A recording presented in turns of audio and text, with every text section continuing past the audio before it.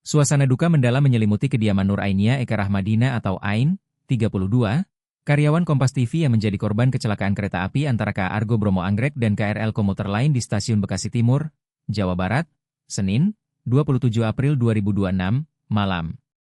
Rumah duka yang berlokasi di Gria Asri 2 Blok H14, Tambun Selatan, Kabupaten Bekasi, mulai dipadati pelayat sejak Rabu, 29 April 2026, pagi.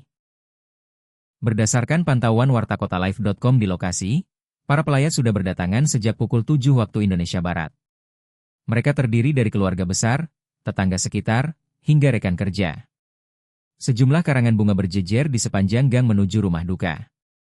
Karangan tersebut tampak berasal dari berbagai pihak, termasuk jajaran pimpinan Kompas TV, PT Kereta Api Indonesia, KAI, serta kerabat dan relasi lainnya sebagai bentuk belasungkawa atas kepergian Ain. Suasana di sekitar rumah duka tampak hening dan hikmat. Lantunan doa dari para pelayat terdengar silih berganti, mengiringi langkah mereka yang keluar masuk rumah. Wajah-wajah penuh kesedihan terlihat jelas, sementara para pelayat saling menguatkan satu sama lain di tengah kehilangan tersebut. Di dalam rumah, pihak keluarga tampak setia mendampingi peti jenazah berwarna coklat yang bertuliskan nama Nur Aini EKR. Isak tangis sesekali pecah, namun tetap diiringi dengan doa dan harapan agar almarhumah mendapat tempat terbaik di sisi Tuhan Yang Maha Esa. Ayah almarhumah, Hari Marwata, 63, dengan suara bergetar mengungkapkan kesedihan yang masih dirasakan keluarga.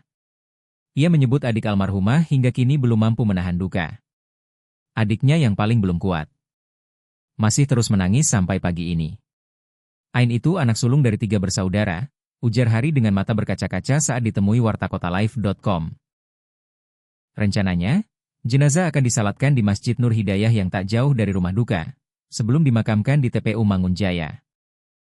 Gubernur Jawa Barat, Deddy Mulyadi, dijadwalkan turut melayat untuk memberikan penghormatan terakhir.